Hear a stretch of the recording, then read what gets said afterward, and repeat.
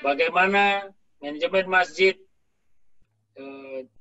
di masa penyebaran COVID-19 yang akan kita mintakan dari Bapak Profesor Dr. Delfitri Munir, SPTHTKL. Mudah-mudahan ini juga memberi wawasan bagi kita semua bahwa COVID-19 ini adalah wabah yang nyata dan kita bisa mengambil langkah-langkah sebagaimana yang akan disampaikan beliau. Kepada Profesor Dr. Delfitri Munir, SPTHTKL, kami persilakan. Bismillahirrahmanirrahim. Assalamualaikum warahmatullahi wabarakatuh. Waalaikumsalam warahmatullahi wabarakatuh. Puji dan syukur kita panjatkan kepada Allah Subhanahu wa Ta'ala yang telah memberikan kesehatan kepada kita sehingga kita bisa berkumpul di ruang virtual untuk mengikuti webinar ini.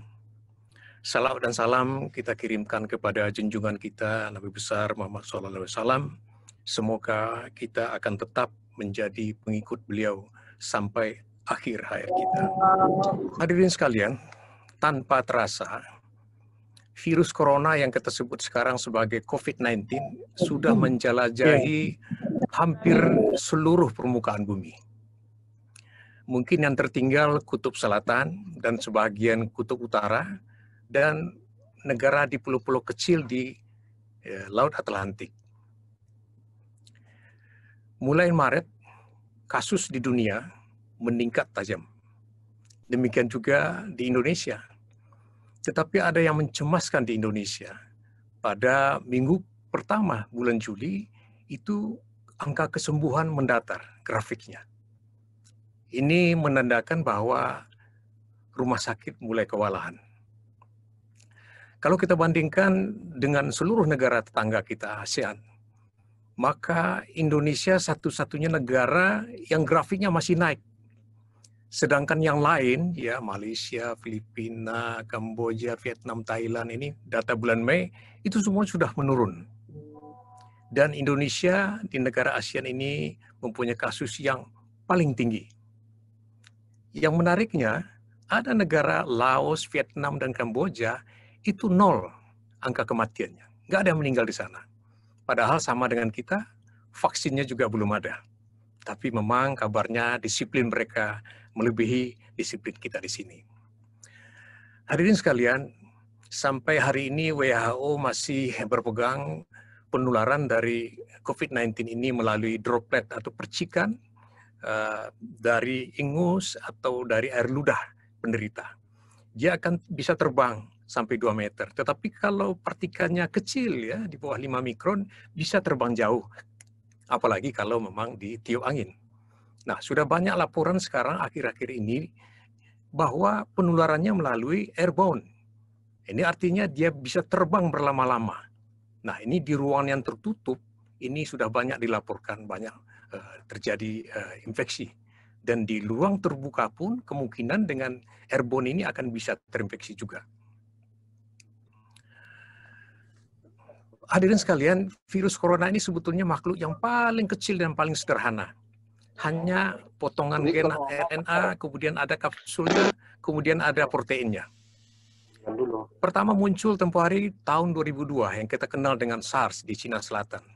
Tapi tidak terlalu banyak negara yang dikenain. Kemudian MERS di Timur Tengah tahun 2012 juga tidak terlalu banyak. Nah, COVID-19 ini memang penularannya luar biasa, cepat sekali. Sampai beberapa minggu yang lalu itu sudah mengenai 188 negara. Dan 2 minggu yang lalu sudah ada mutasi gen baru yang ditemui, sudah masuk Indonesia. Sebelumnya di Eropa dan di Malaysia sudah ada, yaitu jenis virus coronanya D614G. Jenis ini adalah mutasi dari COVID-19. Dan menurut perkiraan kawan-kawan di UGM, jenis virus ini jauh lebih menular, 10 kali lipat, lebih infeksius, dan diperkirakan dia tahan terhadap vaksin. Jadi vaksin tidak terlalu mempan terhadap yang mutasi ini. Hadirin sekalian, penularan karena memang dari percikan air ludah tentu lebih banyak melalui hidung, kemudian melalui makanan, ke mulut, dan juga ke mata. Gitu. Nah, sebetulnya virus ini untuk menginfeksi kita, dia butuh sesuatu cantelan yang harus ada di tubuh kita. Atau disebut juga dengan reseptor. Gitu. Kalau tidak ada reseptor ini, dia nggak bisa menempel di epitel tubuh kita. Artinya dia tidak bisa menginfeksi. Jadi cantel ini kita sebut reseptor yang disebut dengan IC2. Sebetulnya ini enzim normal yang berfungsi untuk menstabilkan tekanan darah sebetulnya. Tetapi inilah tempat satu-satunya virus itu bisa nyantel dan menginfeksi kita. Dan reseptor ini pada penyakit-penyakit tertentu sangat banyak dibuat di permukaan tubuh, termasuk diabetes, hipertensi, stroke, jantung, ginjal, asma, dan sakit liver. Terlalu banyak dibuat, sehingga orang-orang yang menderita penyakit ini sangat gampang sekali terinfeksi. Nah, oleh sebab itu kita tidak heran orang yang sudah bertahun-tahun menderita diabetes, masuk ke rumah sakit, kemudian meninggal, kemudian dinyatakan dengan COVID-19. Wah, ini kenapa? Ini berarti bisa dia terinfeksi di rumah, atau memang di rumah sakit terinfeksi, karena dia rentan sekali, gampang sekali terinfeksi.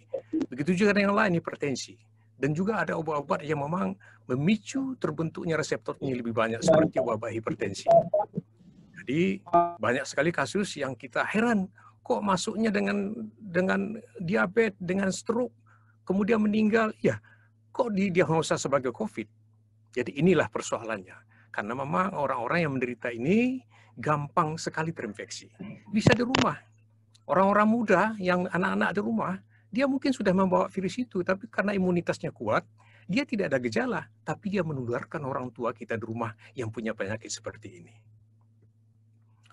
Hadirin sekalian, ternyata tempat cantelan atau reseptor dari virus ini menempati hampir seluruh organ tubuh kita, termasuk saraf di otak kita. Makanya virus ini bisa membuat stroke. Orang tiba-tiba stroke dibawa ke rumah sakit, kok jadi corona? Bisa. Ya, dia bisa menyebabkan stroke. Nah, apalagi karena memang dia masuk melalui hidung, tentu saraf-saraf penciuman kita pertama diserangnya, dan melalui saraf penciuman dia masuk ke dalam otak kita. Maka sekarang sudah muncul ya laporan-laporan orang-orang yang tidak ada gejala apa-apa, tahu-tahu kok hilang penciuman, kok hilang perasa. Nah, ini bisa mengarahkan kita kepada ini kemungkinan dia menderita COVID-19. Pembuluh darah dia banyak di sana, gampang infeksi. Kemudian di paru-paru apalagi gitu ya. Kemudian di liver, di mata, di jantung, di ginjal, di usus sendiri. Jadi orang yang mencret dibawa ke rumah sakit itu adalah COVID-19 karena gejalanya bisa mencret. Maka penyakit ini dikenal dengan penyakit 1000 wajah.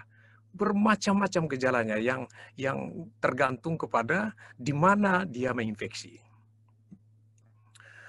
Nah, ini terakhir, informasi terakhir, ada lagi hypoxia. Nah, ini orang ini seperti biasa, bekerja seperti biasa, ya, ketawa-ketawa, ya, di rumah nonton TV juga, tiba-tiba jatuh dan langsung meninggal. Nah, ini apa yang kejadian? Dia sebetulnya paru-parunya sudah terinfeksi, sehingga oksigennya kurang. Tetapi karena sarafnya juga diserang, dia tidak merasa bahwa kekurangan oksigen. Dia tidak merasa sesak, karena sarafnya sudah terinfeksi. Nah, ini yang kejadian.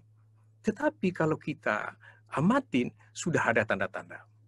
Paling tidak dia mulai pucat, karena oksigennya sudah pasti turun. Kemudian dia mulai lemah dia.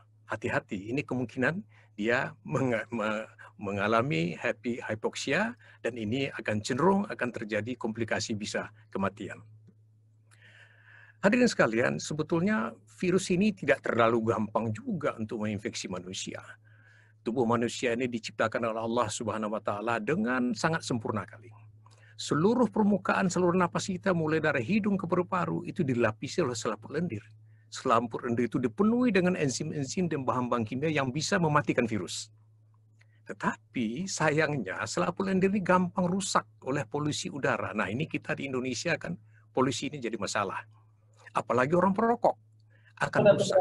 Jadi kalau rusak selaput lendir, maka di sana peluang virus bisa masuk. Jadi dengan rusaknya palu lendir ini, karena rokok atau polusi udara, maka di sanalah kesempatan virus masuk. Tapi masih ada pertahanan kita. Kita masih punya darah putih. Kita masih punya antibodi untuk menghancurkan. Antibodi akan membungkus virus itu sehingga virus tidak bisa menempel ke tubuh kita, sehingga tidak terjadi infeksi. Oleh sebab itu 80% lebih orang yang terkena virus ini tidak ada gejala. Karena imunitasnya masih bagus. Ini terutama pada orang-orang muda. Nah, imunitas ini pada orang tua, apalagi punya penyakit kronis, tentu tidak sekuat orang muda. Dan demikian juga anak-anak. Hanya 10% yang ada gejala dan hanya 2% yang parah dan ini yang menyebabkan fatal dan meninggal. Hadirin sekalian, sebetulnya kalau dibiarkan aja wabah ini akan berhenti sendiri. Terjadi seleksi alam, yang kuat imunitasnya tahan, yang tidak udah ya berpulang terus. Selesainya itu. Tetapi kita sebagai suatu negara, ya, suatu umat, tentu kita tidak mau menyerah. Kita harus berupaya. Salah satu upaya adalah meningkatkan imunitas secara bersama-sama. Ini yang dikenal dengan herd immunity. Tentu ada upaya untuk itu. Inilah yang kita lakukan, ya. Untuk orang muda yang masih kuat, ya, dilakukan, ya, seperti PSBB yang dilakukan, pembatasan, isolasi, ya, terhadap orang yang positif atau orang-orang yang berisiko, orang tua atau yang menderita penyakit-penyakit kronis. Ini dipisahkan, jangan dicampur sama orang muda.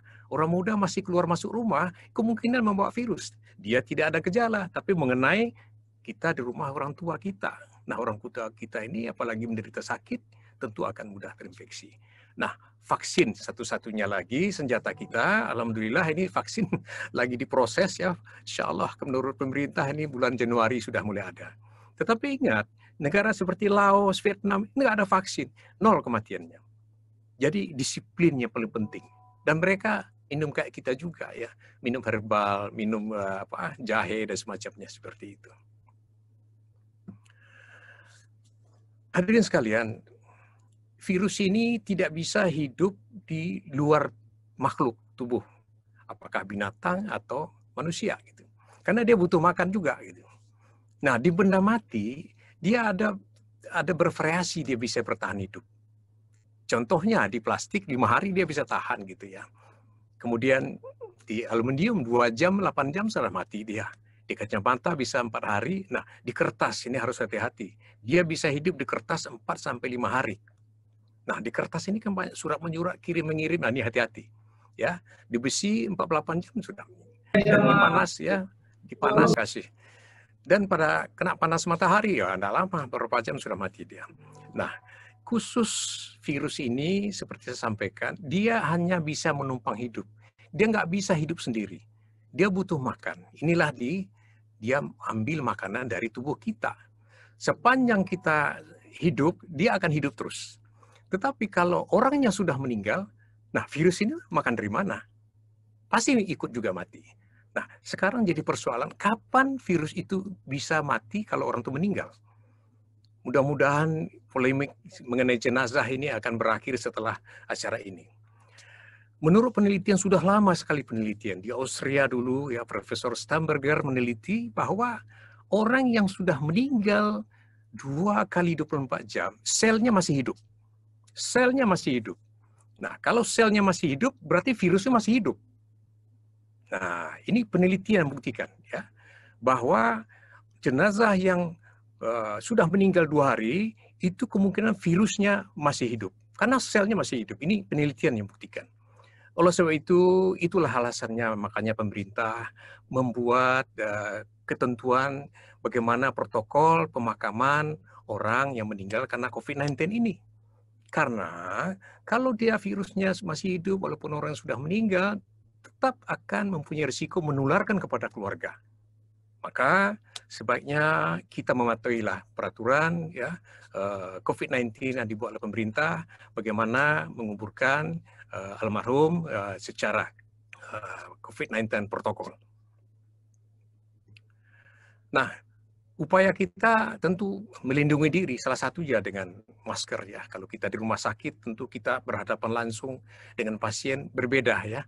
Ada yang N96, pakai face shield lagi, kemudian pakai aksesori supaya nggak terlalu sesak.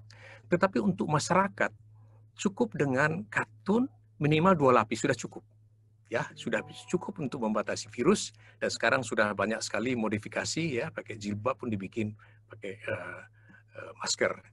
Dengan sabun virus akan mati. Cucilah tangan, tapi ya 20 detik ya. 20 detik kalau bisa. Kalau tidak ada sabun, dengan alkohol 70%, dia akan mati virus. Nah, bagaimana kami menyelenggarakan kegiatan masjid selama COVID-19 ini di Masjid Al-Arif yang kebetulan saya sebagai ketua. Pada awal-awal dulu udah melonjak tajam kasusnya, kebetulan kecamatan kami termasuk red zone, ya, zona merah. Langsung kita lockdown. Jadi kalau tadi ada 3 jenis, kita 3 jenis saja, lockdown, semi-lockdown, dan new normal sekarang. Waktu lockdown kita stop sama sekali, hanya tinggal azan tok. Tetapi tausiah jalan terus melalui online. Kemudian beberapa minggu kemudian kita mulai longgarkan dengan semi-lockdown. Karpet kita buka semua, ya, jendela kita buka, ya, AC dimatikan, pintu dibuka, ya, dengan disiplin COVID. Sajadah bawa sendiri oleh jemaah dan wajib pakai masker, pintu dibuka, dan kita bentuk satgas khusus untuk mengingatkan jemaah kita untuk mematuhi peraturan itu. Kemudian setelah muncul pemerintah menyatakan bahwa sudah new normal, kita melakukan seperti biasa. Semua kita kerjakan, sholat fardu, Jumat, Idul Adha, dan korban kita lakukan. Tapi tetap dengan disiplin COVID-19. Nah, bagaimana dengan pengurus? Kita tetap saja. Rapat-rapat di pengurus COVID-19 kita lakukan secara online. Dan jemaah kita semua tergabung dalam satu grup WA. Nah, keuangan masjid selama COVID-19 tentu infak di kota akan menurun. Namun jemaah kita transfer memenuhi semuanya. Alhamdulillah bisa terpenuhi semua dan tidak ada gangguan keuangan kita. Nah, sekarang saya ingin bercerita dengan BKM. Pengurus kita ini agak berbeda dengan Jogokarian. Saya pernah ke sana dulu ya, tahun berapa ya, 3 tahun yang lalu sama Pak Arion ke sana ya. Kemudian kita tidak ada Dewan Syuro, tetapi kita punya namanya Dewan Pengawas yang punya wewenang untuk bisa mengawasin, untuk menjaga kebijakan-kebijakan yang dibuat oleh pengurus, dan juga ada Dewan Penasehat. Nah, kebetulan kita punya ada rumah tahfiz ya, berdiri sejak 2 tahun yang lalu, rumah tahfiz di samping masjid, santrinya 23 orang, semua biaya ditanggung oleh orang tua asuh, dan kita kebetulan ada usaha kedai ayam herbal syariah. Ketika lockdown, ya, ketika meningkatnya kasus, kita pulangkan semua santri kita, tetapi pembelajaran baik tahfiz maupun homeschooling kita lakukan secara online. Nah, ketika semi-lockdown, kembali kita panggil secara bertahap santri kita, tentu dengan terlebih dahulu melakukan isolasi sampai 14 hari. Sampai sekarang sudah kembali semua, tetapi tetap kita isolasi, tidak boleh kontak dengan orang lain. Semua kegiatan belajar, mengajar, dan juga beribadah dilakukan sendiri di rumah tahfiz. Kebetulan kita punya aula, dan olahraga mereka bisa di atap ya, gitu ya. Jadi semua dilakukan. Guru-gurunya pun mengajar tidak boleh masuk, tetap melalui online sampai hari ini. Inilah masjid kita, tidak terlalu besar ya, di Komplek Tasbih ya. Kemudian ini rumah tahfiz kita yang kita kelola sampai sekarang. Nah, ini usaha kita nih, ayam potong syariah yang outletnya di Sungai Mencirim nomor 44E Medan. Ayam potong herbal syariah Al-Arif. Jadi sehat ya, ayamnya sehat dan halal, sertifikat MUI. Dan juga setiap kurban kita ada bisnis juga jual beli sapi untuk sapi kurban. Di samping itu juga ada bakery ya, usaha bakery kita juga. Di komplek kita selalu sosialisasi bagaimana COVID-19 ini harus diperlakukan disiplinnya, dan juga di masjid ya, tetap kita pampangkan spanduk-spanduk. Nah, ketika masuk ke halaman masjid, kita sediakan itu desinfektan. Desinfektan kita ini khusus tidak berbahan kimia, tetapi berbahan biologi. Dia tidak mengganggu kesehatan. Kemudian langsung ke tangki mencuci tangan, dan di tempat duduk itu disediakan sabun. Dan kalau mau pulang, kita sediakan di banyak tempat itu alkohol, dibilas tangan dengan alkohol. Nah, demikian juga physical distancing kita, ya, kita kasih tanda-tanda seperti papan catur sehingga meminimalkan kontak antar jemaah. Dan kalau jemaah tidak membawa sajadah, kita sediakan tempat di luar di selasar, dan selesai sholat langsung kita cuci dengan sabun. Jadi Idul Adha tetap kita laksanakan seperti biasa dengan disiplin COVID-19. Sehebat-hebatnya wabah tentu suatu saat akan pasti berhenti. Tetapi tentu kita tidak mau lebih banyak lagi saudara-saudara kita yang menjadi korban. Tetaplah berusaha sebanyak mungkin di rumah, pakai masker, cuci tangan dengan sabun, jaga jarak, dan hindari keramaian. Demikian saja, semoga bermanfaat. Wabillahi taufiq wal hidayah. Wassalamualaikum warahmatullahi wabarakatuh.